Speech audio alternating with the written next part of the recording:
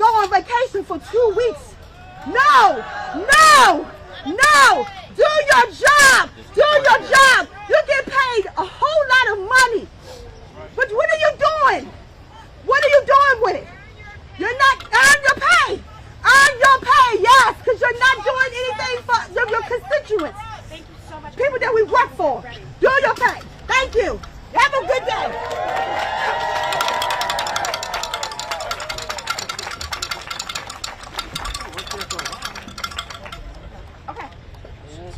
Thanks everyone. We're going to go ahead and get started in just about 2 minutes, and everyone's going to come up. Am I leaning? Or what is it? That was seems like a good 2-minute warning.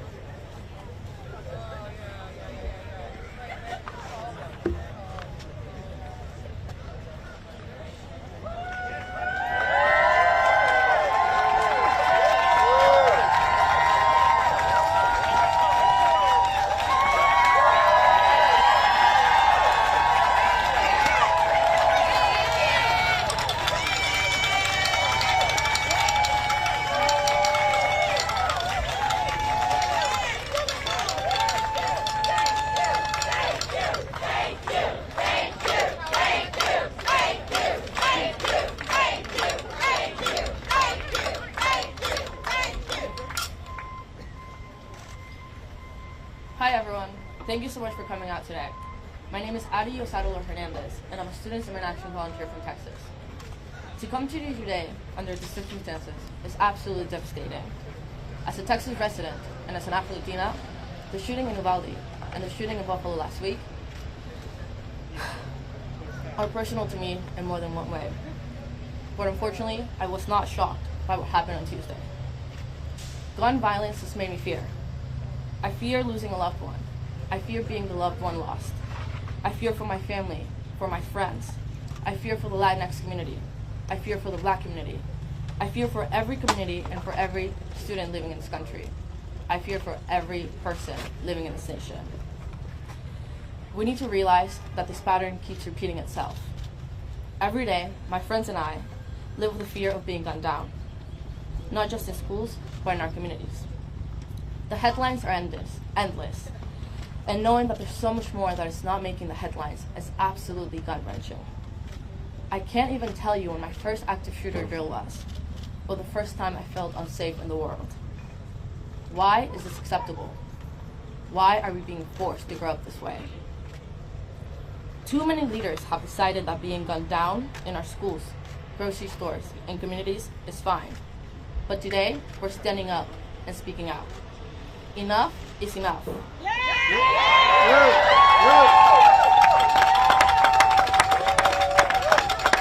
We need more than thoughts and prayers.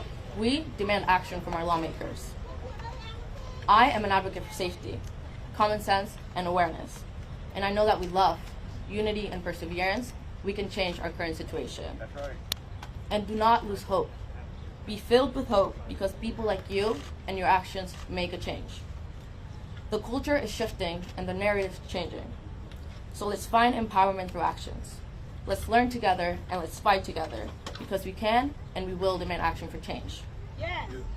And today, I'm here to be proud to be in front of the Capitol demanding action. And across the country, my fellow students and inaction volunteers are also demanding action at home. They're getting ready to walk out of their classroom in protest of gun violence against children and teens. Students from California to Texas to Vermont are walking out today. They're walking out in the middle of class, test, and lunch, and more, because we know that there's nothing more important than standing up for our lives. This walkout isn't about politics. It is not about blue versus red. We do not care about that. It's about trying to make sure that when we walk into school, we can expect to walk out that day. And right now, we cannot say that. That's disgusting. I am grateful that we're joined by gun cis champions in the Senate who actually care about me, who care about us. I'm grateful to the other speakers, survivors, and advocates that are here today, and for the million of others who are doing this work across the country. We are in this fight together, and we will win. We cannot allow for this type of violence to be normal. Students are doing their part right now, and we are demanding that lawmakers and adults do the same. With that, I will start the program and pass it to our first speaker, founder of Moms Demand Action, Shannon Watts.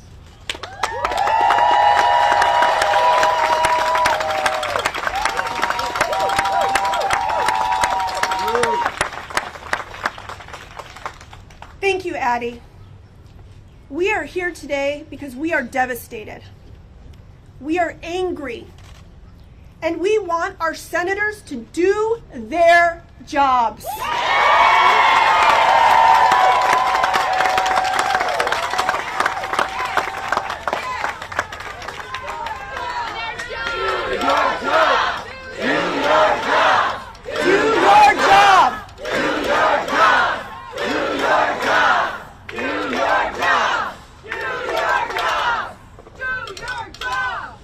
We are also here to honor victims and survivors of gun violence with action.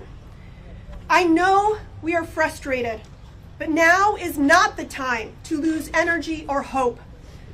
Now is the time to use our voices and our collective power, because what other choice do we have?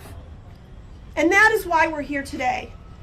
Our 8 million supporters across the country are demanding to know how many more children, mothers, fathers, teachers, and neighbors have to die before the Senate acts.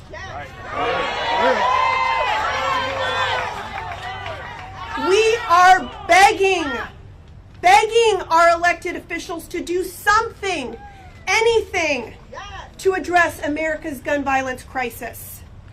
They have enabled this. They are enabling gun violence with their inaction. Right. We know how to stop this. We know how to keep people safe while they're grocery shopping, while they're in school, while they're worshiping. So we ask our senators, who do you work for?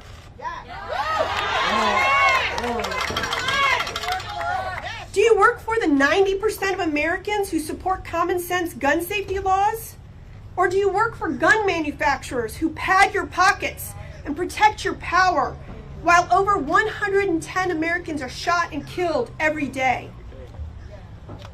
Take a look at this sea of red shirts.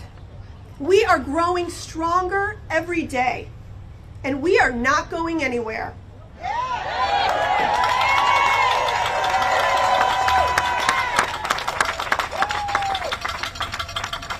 If I've learned anything from the courageous gun violence survivors who show up and do this work every single day, it's this.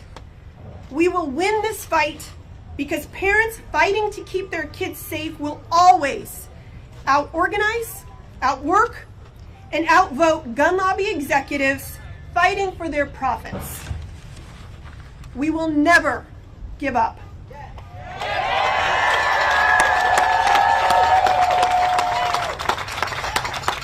It gives me great hope that we have such strong gun sense champions standing here with us today. And now it is my honor to introduce our friend and partner in this fight, Senator Chris Murphy.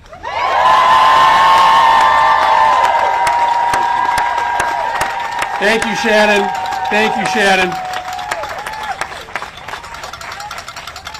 We are not going to allow this to become the new normal. We are not prepared to allow our schools to continue as killing fields. We are not prepared to allow the gun lobby and the gun industry to continue to run this town and this place. We are never, ever going to give up until we make our schools, we make our shopping malls, we make the streets of this country a safe place to live and work. We are never, ever giving up until we win this fight.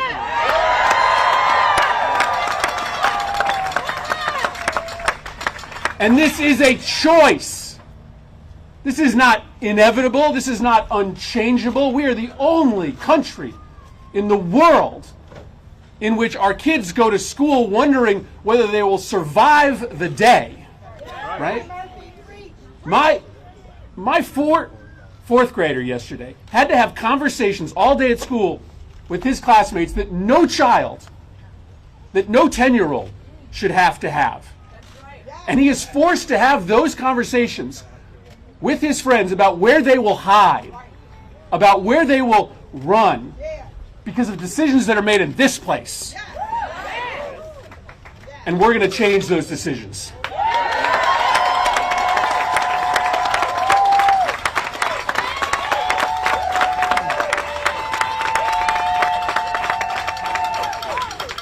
We are going to do two things.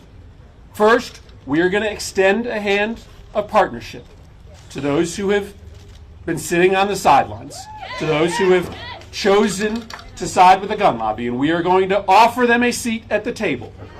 Right? Today we will be engaged in bipartisan conversations to try to find a path forward to make our streets safer, to make our schools safer. And our goal and our hope and our belief is that we can find that common ground, and that we will be facilitated in finding that common ground by a popular uprising of citizens who are going to make clear that if you don't do the right thing here, you aren't coming back here. But if we don't succeed, we're having votes. We're putting people on the record. Right? One way or the other, we're going to have a debate here. We are going to force people to tell America which side they are on. Right?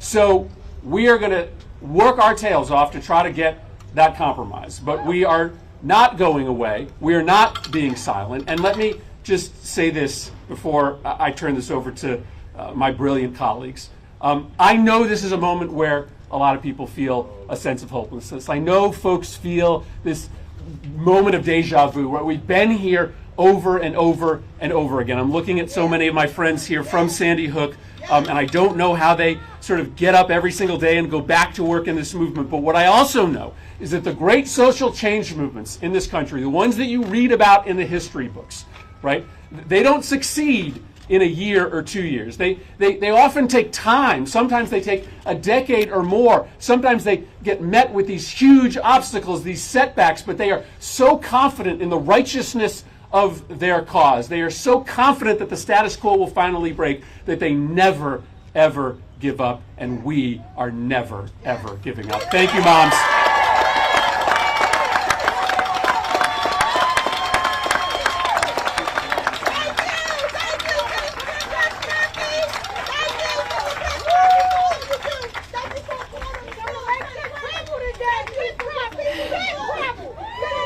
Thank you, Senator Murphy.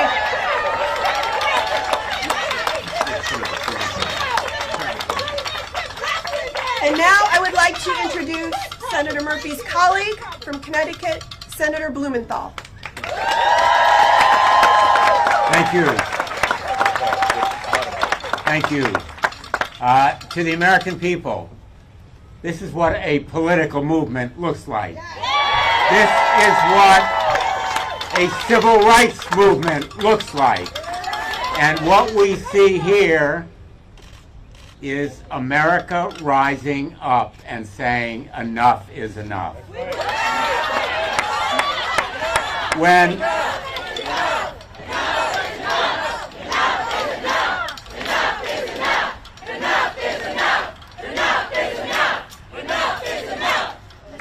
I want to thank all the leaders who are here, my colleagues, but most important, Everytown Moms Demand Action. What we're seeing is grassroots groups organizing, doing the work in the trenches to hold colleagues accountable. And make no mistake, let me be very blunt. Gun violence prevention is going to be on the ballot this November. It will be on the ballot this November, and we need to make it a decisive issue. A decisive issue. And we will vote them out if they fail to vote the right way. Now, I want to say a word to the families of Uvalde, because Senator Murphy and I were at Sandy Hook on that devastating afternoon almost 10 years ago when parents learned that their little children would not be coming home that night. And it leaves a hole in people's hearts. It rips apart a community. And every one of these shootings, every one of the massacres that goes to the headlines is devastating for those people, and they will never fully recover. But the Sandy Hook families have shown the strength and courage to come here year after year after year. And I am in awe of the courage and strength of those survivors who have been really the wind beneath our wings as we have fought this battle, and we owe them such thanks, and I thank them. But we know what we have to do. You know, there are a lot of mysteries in this world. There are a lot of scientific questions that are difficult to discern. We know what can save lives. Background checks can save lives. Universal background checks, and I want to thank my colleague Chris Murphy for championing background checks, universal background checks. We need them. And red flag statutes. I wrote a red flag statute with my colleague, Senator Graham, right after Parkland, more than 3 years ago. There's no mystery about taking away a firearm, a weapon, from someone who shows they are dangerous to themselves or others. Someone who says, I'm going to kill people or I'm going to kill myself. A red flag statute is an imperative, and we have the language in the draft. There's no mystery here. And I want to see a vote on the floor of the United States Senate on background checks and a red flag statute.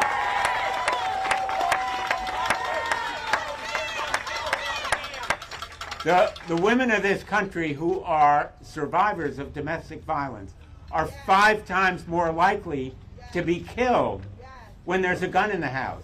I want to see protection for domestic violence survivors like Lori Jackson of Connecticut, who perished from an estranged husband. And innocent children every day in their own homes play with guns, who are left unsecured. They're left out in the open. Every day, kids are shot by quote unquote accident. That's no accident.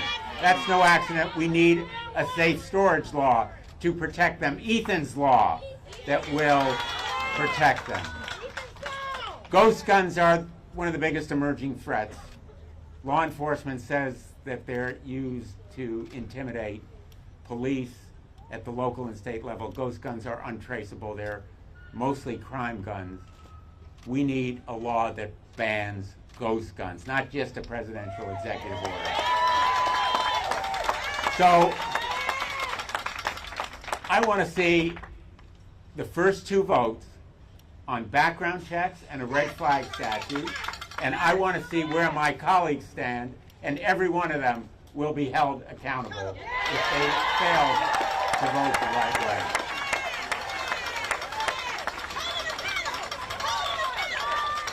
So we have a lot of work to do. We have a lot of work to do. And I want to say a word to the gun lobby. Your days are numbered. You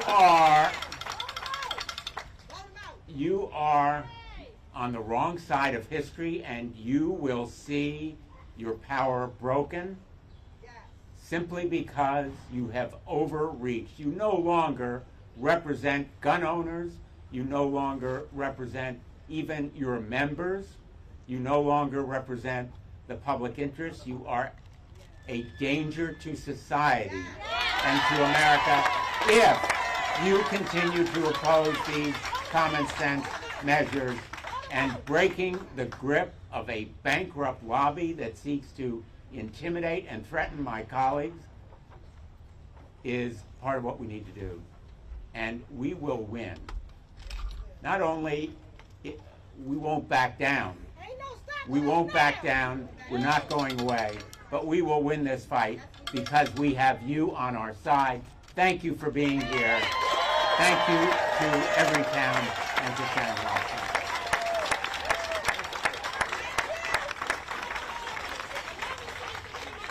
Thank you, Senator Blumenthal. And now I want to introduce a longtime gun sense champion from Massachusetts, Senator Ed Markey.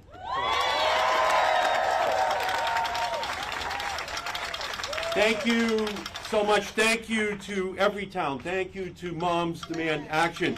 Thank you to every activist, an army of activists that has risen up across our country to fight the NRA, to fight the Republican Party. The Republican Party is within a vise-like grip of the NRA.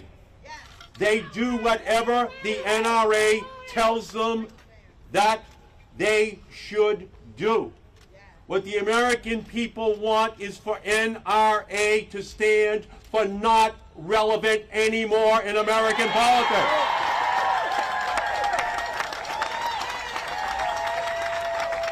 They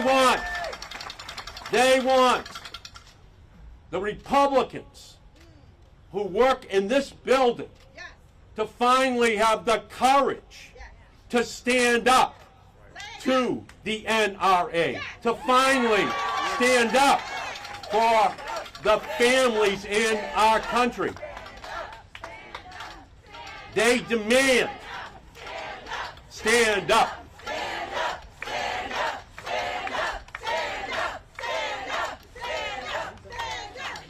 This is the historic moment. This is the turning point. This is not just any longer a moment. It is now a movement across our country so that we don't have to worry that children will be cowering in their classrooms, that shoppers will be running through the aisles of shopping centers worried that they or their loved ones could be killed. This is the moment now where we have to ensure that a Republican Party which opposes background checks, which opposes red flag laws, which opposes the simplest protections that ensure that those who should not have guns in our society do not get access to them. And then, what do we hear from them? We hear the red herring, that there are mental health issues here that have to be dealt with. That's the underlying cause. Well, every industrialized country has citizens with mental health issues, but they do not have an epidemic of gun violence in their country. The difference between the United States and the other countries in the world is that those who want to do harm to their neighbors have access to weapons of mass destruction that only belong on the battlefields of the world and not on the streets of the United States.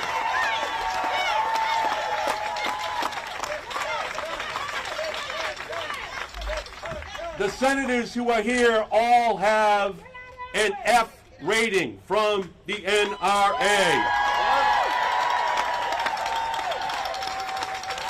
The legislators who have to answer to the American people all have an A as a grade from the NRA. History tells us that the Republican Party will hope that over the next 10 or 12 days, this movement will die down and the issue will just go away. Well, I say to all of my Republican colleagues, this time is different.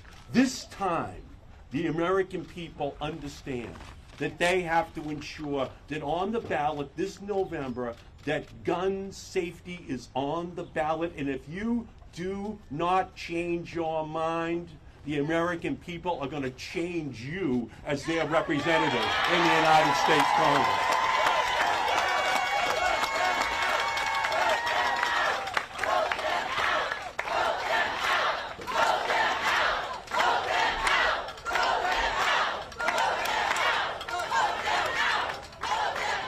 And finally, let me just say, we have to take very seriously the threat which an illegitimate, far-right Supreme Court poses to gun safety in our country. We have to expand the Supreme Court to get back the 2 stolen seats that the Republicans and Donald Trump took from the American people so that we can ensure that when we put gun safety laws on the books, they are not overridden by the Supreme Court of the United States. This is the time, this is the place, these are the people who are about to change our country once and for all in our relationship with the gun lobby in our country. Thank you all for everything that you are about to do. Thank you, Senator Markey. And now I'd like to introduce another gun sense champion, my senator from the state of California, Senator Alex Padilla.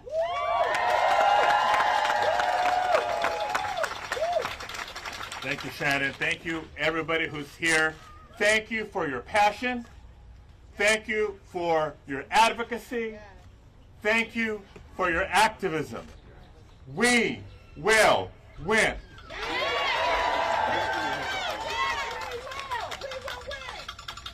I'm Senator Alex Padilla from California, and I am here to do my job. We're going to vote on these measures, and we're not going to give up until we bring common sense gun safety legislation. Look, I know our hearts go out to the people of Laguna Woods in Southern California, the people in Buffalo, New York, more recently, and of course, to the parents, the classmates, the co-workers of the 19 students and 2 teachers who perished in Uvalde, Texas this week.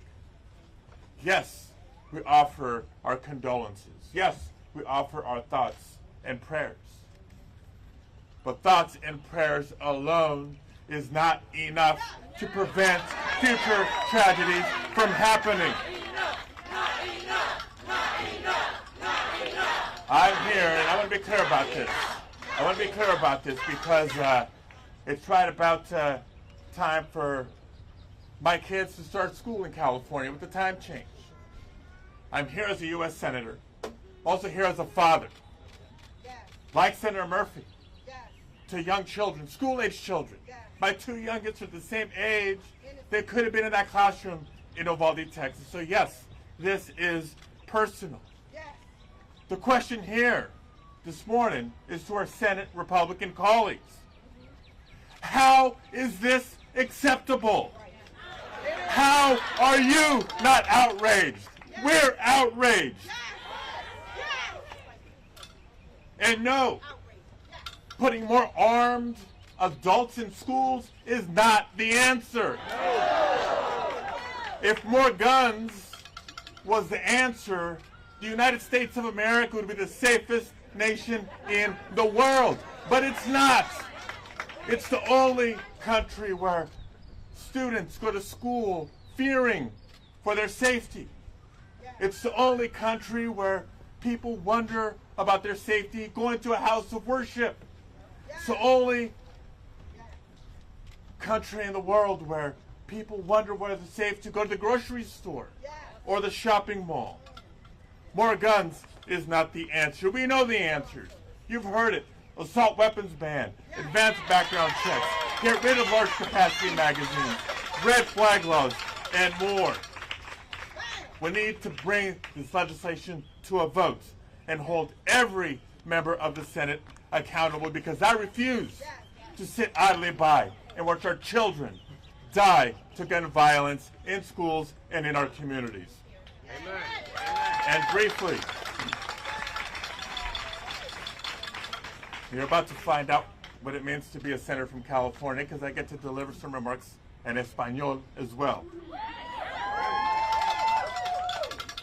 Lo que sucedió en Texas esta semana es una tragedia y fue una pérdida insuperable para nuestra comunidad latina. No solo como senador, pero hablo como padre de 3 hijos, 3 niños, 2 de la edad de los que murieron, los que perdieron su vida esta semana en Texas. No me puedo imaginar el dolor de los padres que nunca verán a sus hijos o sus hijas en sus ojos otra vez. Estoy harto de saber que niños van a la escuela en este país preocupados por su seguridad. Estoy harto de comunidades que no se sienten seguros de ir de compras, ir a las tiendas o ir a la iglesia con temor de violencia. Ya basta.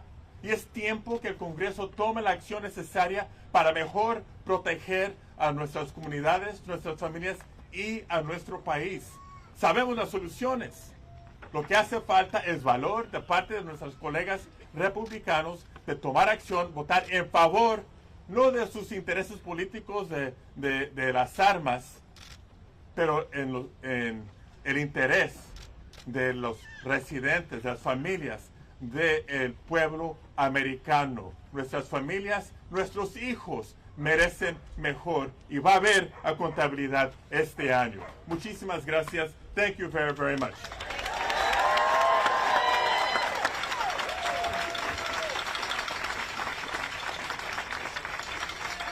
Thank you, Senator Padilla.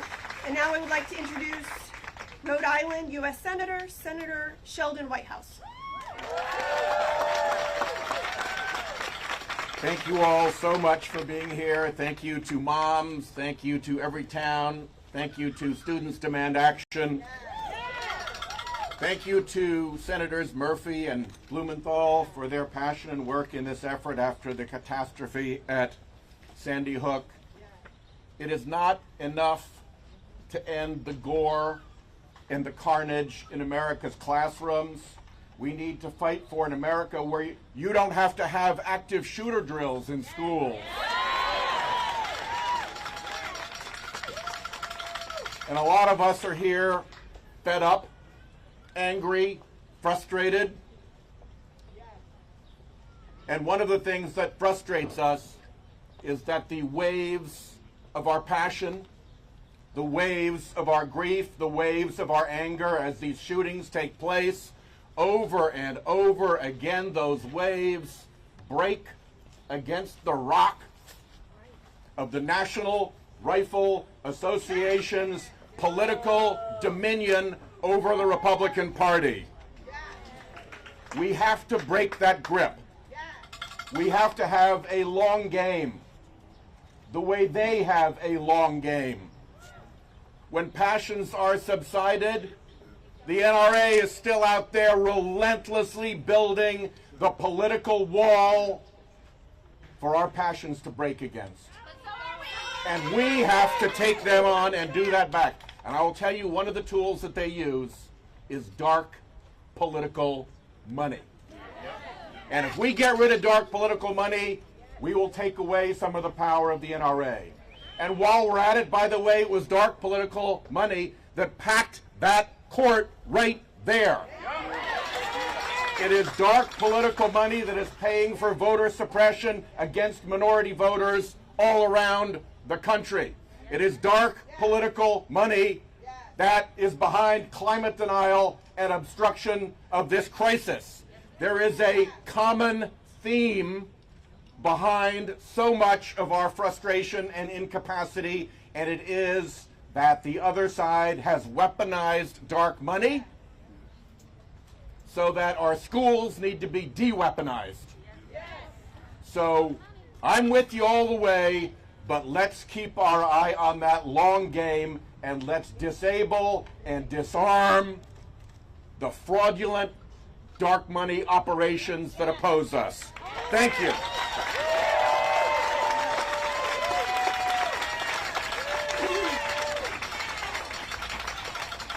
Thank you, Senator. And now I am honored to introduce the U.S. Senator from Minnesota, Senator Amy Klobuchar.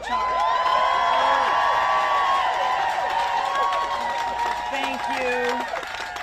Thank you so much to Moms Demand Action. You're everywhere. To Students Demand Action. Thank you for standing with us for gun safety and to protect the people of this country. Because that's what this is about in the end. We are once again here in the wake of a tragedy. We're here because of 21 empty beds tonight in Texas. We're here because of 10 empty chairs at the dinner table in Buffalo. We're here because we have lost more than 2,900 people in this country in mass shootings just since Sandy Hook. And we say today, enough is enough. And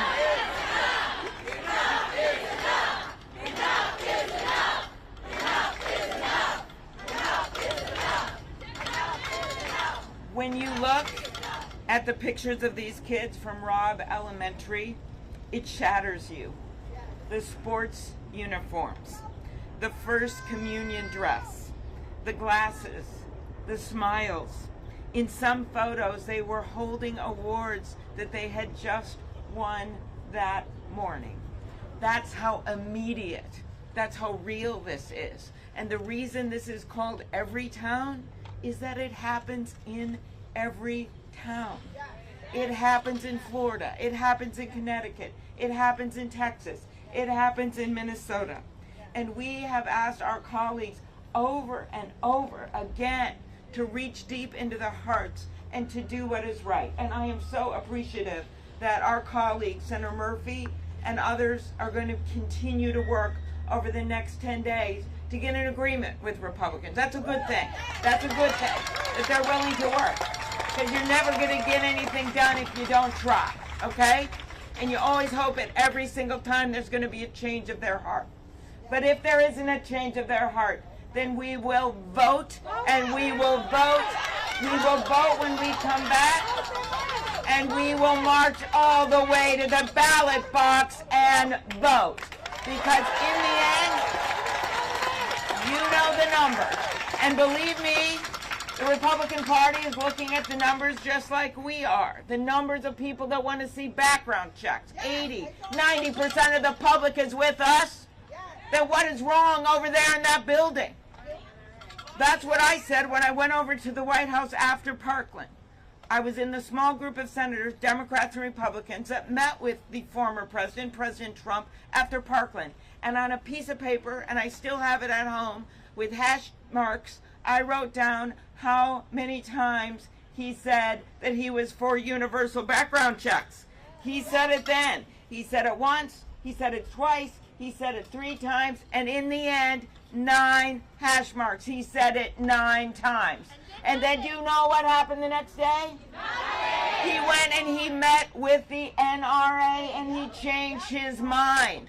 Well, this year, this election year, we are not going to tolerate people just saying they changed their mind. Not when we have those 21 empty beds in the state of Texas. I come from a proud hunting state. We have a lot of hunters in our state. And I can tell you right now, my Uncle Dick in his deer stand, he does not need an AK-47. And any rational person that looks at this and say, how come an 18-year-old could go out there and buy that type of gun? How come they could buy an assault weapon? That is why we have long stood for sensible background checks, for red flag laws, for yes, closing the boyfriend loophole, which is my bill, that got 30 Republican votes in the House and then got cut out of the United States Senate because the Republicans in the Senate wouldn't let it be part of the domestic violence bill.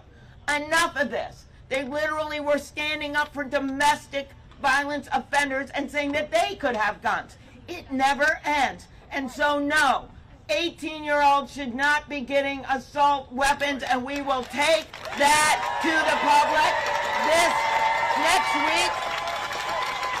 next week will be a referendum on that, on sensible gun laws, on getting this done, and we will see if they come back from hearing from the people in their districts and in their states, and they come back and join us in some common sense gun safety legislation. This is their moment. That's a pressure point. And as those funerals go on and you see more of those pictures of those kids in their communion dresses and in their baseball uniforms, every single time I want you all to think that 18-year-old didn't have to go out and get an assault weapon. This is completely preventable. So let's get to work. And when we get back, if they don't join us, we march right to the ballot box. Thank you.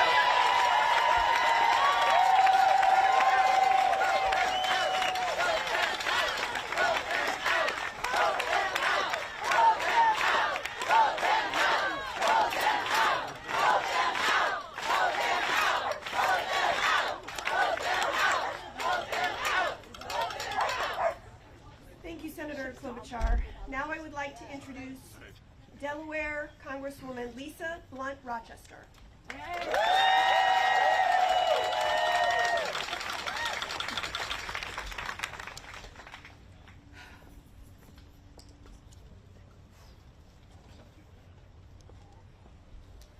I wasn't even scheduled to be here. I'm not a senator. I'm a member of the House of Representatives, where we did our work. And we still have work to do.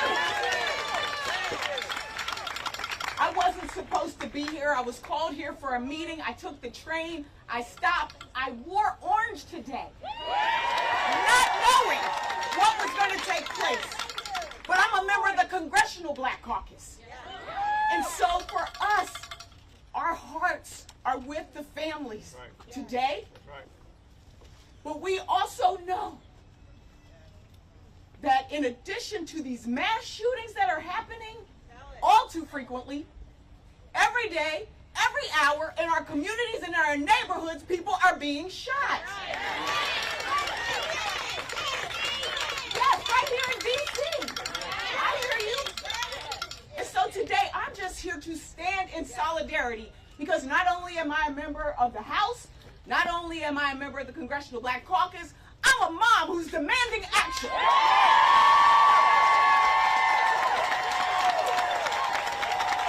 And so everything has already been said. My message is just this. It's all been said about voting and about the courts, and I want people to know we do this because we love our children. We love our seniors. We love our community members. We love our country. And that love is more powerful than hate. So keep going. Get in some good trouble. Keep going.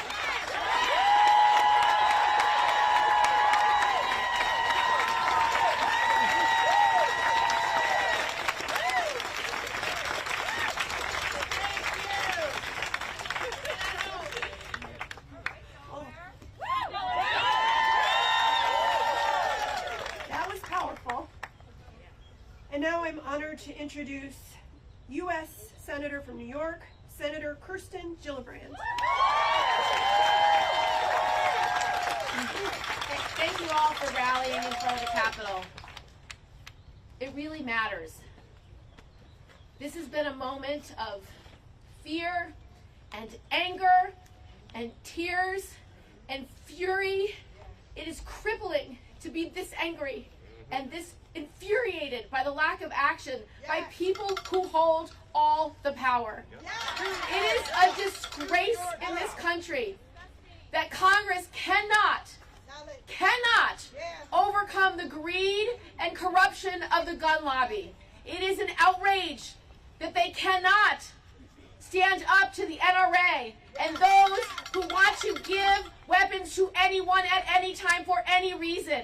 It is an outrage that in the last 2 weeks, 2 18-year-old men can walk into a store and buy military-style weapons when they cannot walk into a store and buy cigarettes.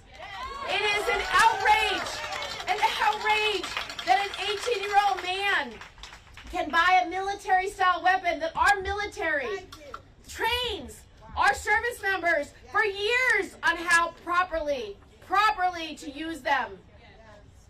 To drive a car, you have to train, you have to get a license.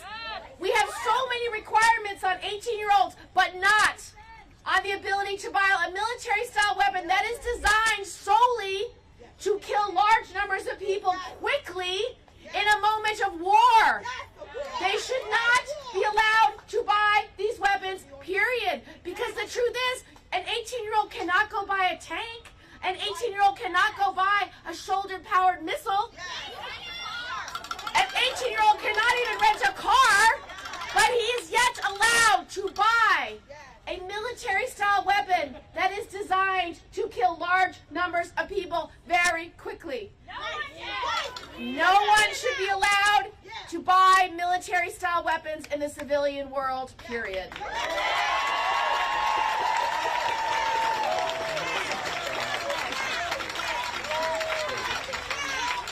So community after community in this country has suffered so dearly. I was in Buffalo with President Biden, where he came to console these families, to talk to these families, to empathize with their loss. And I met the 3-year-old whose father went to the grocery store just to buy him a birthday cake, who lost his life doing that simple fatherly thing. So it's just a moment of rage and fury and tears and anger. But you must motivate yourselves and take all that fury and channel it to the next election. Everything changes when we change who is in power. Everything changes when we have people who will stand with us. Everything changes when we have the rule of law supporting us. So fight in this election like your life depends upon it, because it truly does.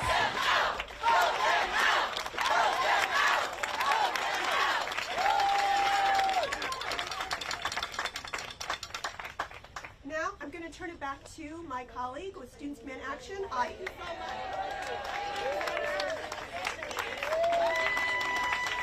Hi everyone, I just want to thank everyone again for being here today and for speaking out. And now I'm proud to introduce our amazing Community Justice Action Fund partner, Greg Jackson.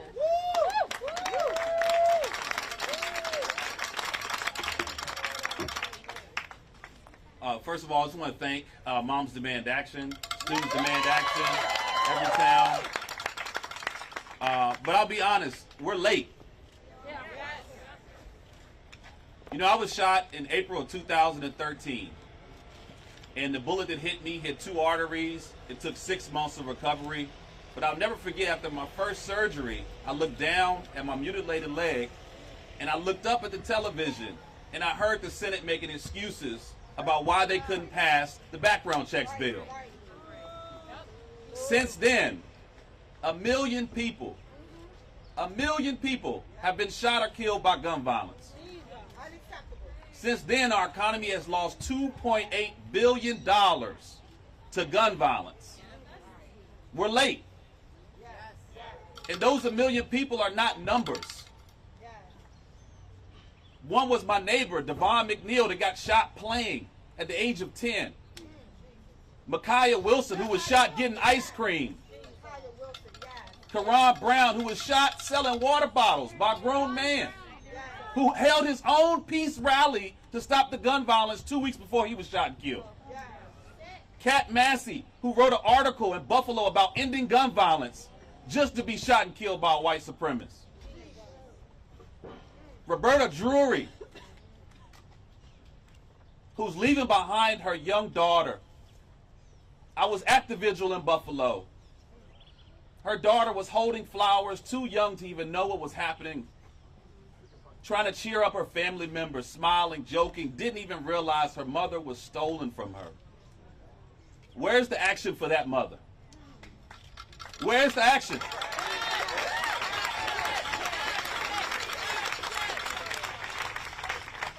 We are late. Senate is late. Congress is late.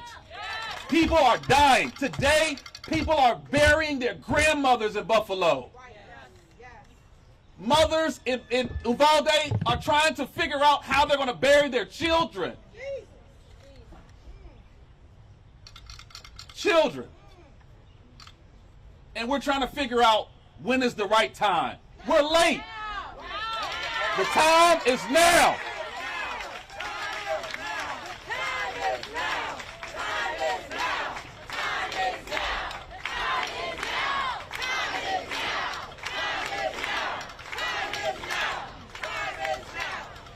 We had a conversation with Senator Schumer this morning. And I'm sure all of y'all have heard about the timing. We got to get the timing right, the timing right. The American people do not believe that Senator is going to do anything about this. They don't believe that Congress is going to do anything about this. The people in Buffalo that are looking for food to eat, they don't believe the government is coming to save them. So we have to fight. He's given them 10 days. 10 days to stand up for the people of Buffalo. 10 days to stand up for the families in Uvalde. 10 days to deal with the 212 mass shootings that happened this year. 10 days to deal with the 100,000 people that are shot or killed every year. 10 days to deal with the 35% increase in homicides since 2019. 10 days to deal with the #1 cause of death for youth. 10 days to deal with the #1 cause of death for black men. 10 fucking days.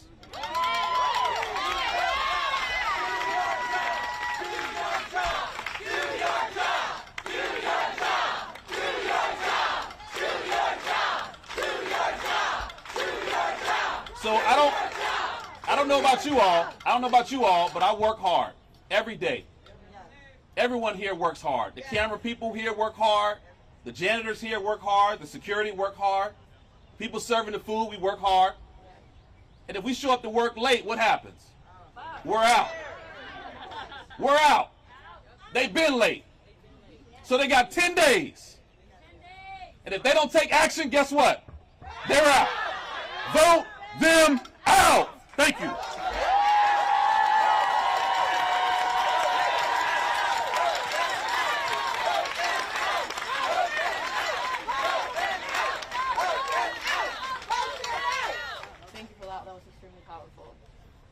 I'm going to introduce a Stillman Douglas survivor. Sorry, Paul.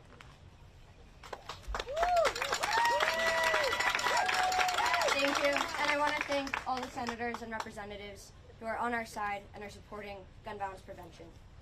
Like so many of you who spoke before, I wish I wasn't here.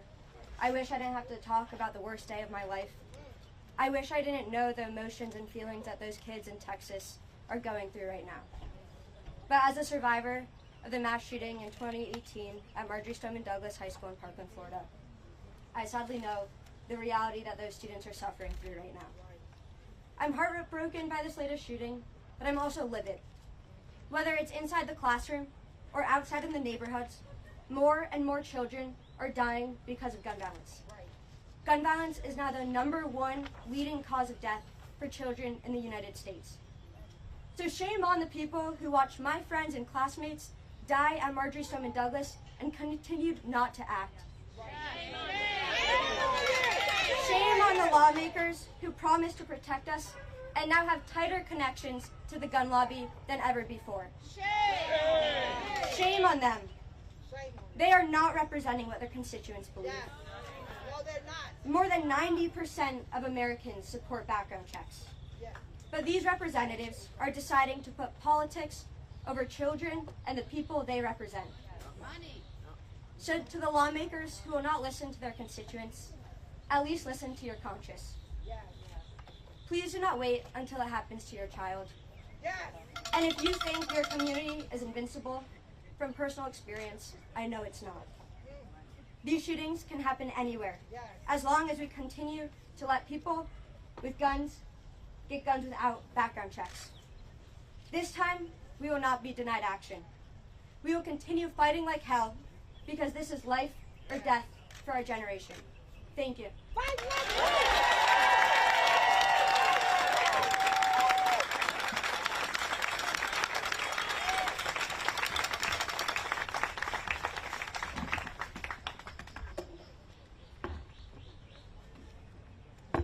Thank you, sorry for that. And now we're going to hear from a Sandy Hook Elementary School survivor, Erica Lafferty.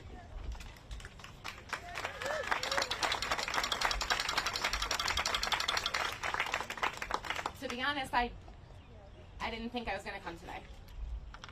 Everything about the shooting at Robb Elementary reminds me of the day my mom, Dawn Lafferty Hochsprung, the principal of Sandy Hook, was murdered protecting her students and faculty. When I heard about the shooting in Texas on Tuesday, I told myself that I was going to step back. Erica, you need to take time. You got to process this. I wanted to step away and just not deal with it publicly. So I did that for about 5 minutes. Until I literally heard my mom's voice in my head saying that I cannot sit this one out. I knew then that that is when I needed to make my voice heard. Because enough is enough, and the time to act is now. The time to act was 10 damn years ago when my mom was gunned down in the hall of an elementary school. I remember the day that my mother was murdered like it was yesterday. When I found out that there was a shooting at her school, I knew that there was no way she wouldn't protect her students and faculty, no matter what the cost. I knew those kids and her colleagues meant absolutely everything to her, and I felt it deep down as soon as the news broke. She wasn't making it out alive. Many of the families in Texas today, in Buffalo last week, and tomorrow, and next year, and 10 years from now, will be feeling this unimaginable loss that only people in the Gun Violence Survivors Club can understand. I know that nothing could ever be done to bring my mother back, but I sure as hell can honor her with action. And that is why I got out of bed, and that is why I'm here today. How many more kids and educators need to die in our schools before lawmakers act? How many people need to continue to die while grocery shopping, while picking up birthday cakes for their 3-year-olds, while walking down their city streets? We deserve to learn and to live without fear of being shot to death. But thanks to our weak gun laws and the gun lobby's relentless guns everywhere agenda, nowhere is safe and no one is immune. We must take action now. I hate that I have to be here today because it means that others have been stolen from their families, their lives have been taken by this incredibly preventable public health crisis. But I am grateful to be here with so many allies and so many leaders, and my fellow survivors, my heart goes out to you. But I refuse to let my mother's death be just another statistic, and I absolutely refuse to let the last 10 years of work by all these people behind me to be in vain. Thank you.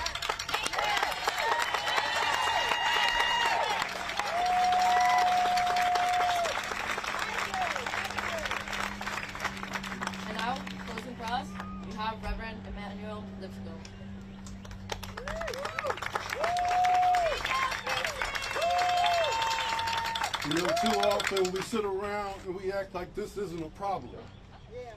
Gun violence has existed in America before there was a United States. My grandfather, who signed the treaties that allowed for the colonists to come here, was forced into those treaties because of gun violence. And when he signed the third treaty, he was shot in the back and killed. You know, I'm just saying, like, you know, just excuse me, I'm a little emotional. I'm a little emotional because recently we've been finding mass graves in this area, in Rock Creek Park, in Maryland, and they don't even pay attention to it. Those are my ancestors that are in those graves. Those are our ancestors that are in that grave. They're not just Afro-Indigenous people. They are British, they are Quakers, they are French, they are people from all across this world. Make America great? Is America great for when? I say, when was America great? Exactly. America was great before they had all the gun violence that came to America, that pushed the people into slavery, pushed the people into oppression. A bullet doesn't know what race you are. A bullet doesn't know what party you are. A bullet just knows death and injury. You know, there's an old saying, when you have an event, you want it and you want it to end on time, don't ask a minister to speak. And I'm going to do my best. You know, there are a whole bunch of things I was going to talk about, me being 5 and 6 and my mama telling me to be on the floor because somebody stole his daddy's gun, or being in middle school and coming to my first party and seeing the principal being on the ground because he was shot in the face and was dying. You know, and honestly, there's just too many occurrences of gun violence in our communities. People often tell us stories about how their lives, their senses of safety, was shattered by their first brush of gun violence. And I completely understand. But for me, and many folks in our country, especially those that grow up in the inner city, it's like these experiences with gun violence are something painful, yeah, because they're normal. But we can win this fight against gun violence. The pain we feel, that's what happens when you grow up in a country where more than 100 people are killed by gun violence every day, and hundreds more are wounded. The unthinkable becomes normal. But we can win this fight against gun violence. The once-in-a-lifetime occurrence happens every day in our communities. A fight or flight reflex kicks in when you're a child, and it never turns off. Because if it did, you'd be dead. In fact, we could lose hope, but we can win this fight against gun violence. You see, we're here today to say it doesn't have to be that way. The evil, and let's just get it right, it's not good. The evil of gun violence is within our power to fix. Yes, we can win this fight against gun violence. The same thoughts and prayers we hear over and over and over again, they don't save lives. They don't change laws. It all leads to the same thing, even more lives lost in the hands of preventable gun violence. If you're a politician, stop working to get elected and start working to do the job we pay you to do.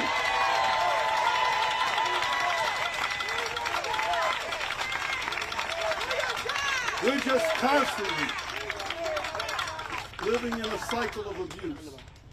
And I'm talking about everybody. You know, I've sat and talked to survivors. Have you ever looked in the face of a mother whose child was shot while they were carrying them down the steps to give them formula because a random bullet came in the house? And that through everything that's happening, your story isn't on the news. Nobody's writing about you in the newspaper, or a father that's raising a family all by themselves that tells their daughters that what you need to do is when somebody threatens you, stand up in their face and give them a fist. But he wasn't thinking about a gun. and that child never comes back home from school. But today, I know it seems hopeless. And it's been hopeless since the 15 and 1600s. But you people, look at you, all around here. You're just like me. You're just like Shannon.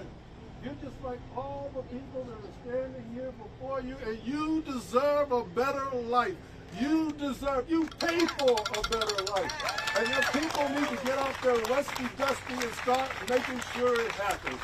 And you know, we have a chance to build a country where for people like us all, we can win the fight against gun violence.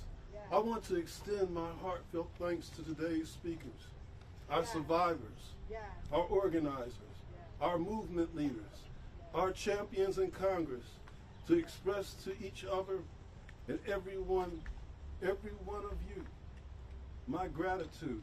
You know, I was talking to a man earlier today, and we were talking about the days with the sniper. When you came into Washington, you go to the gas station, you want to get some gas. You know, it's not like I'm trying to do something and win $1 million. I just want to put some gas in my car.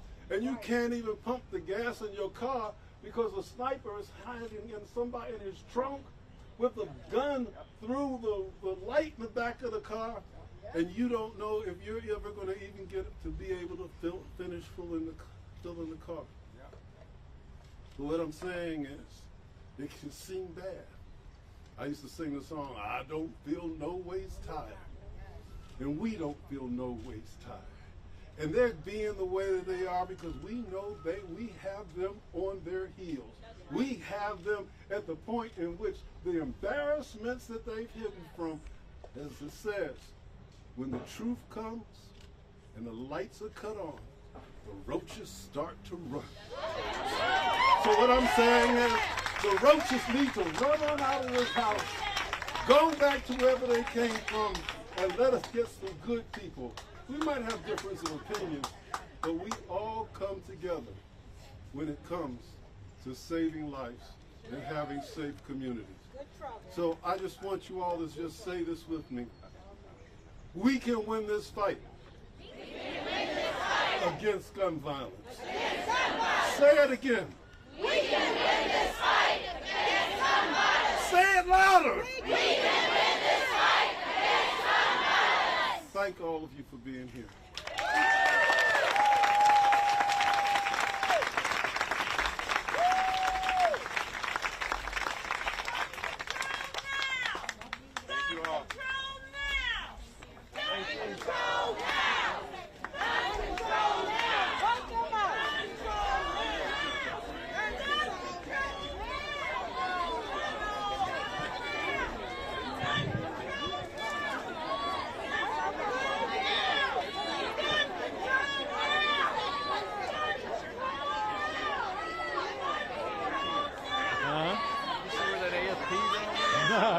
She just packed up and went.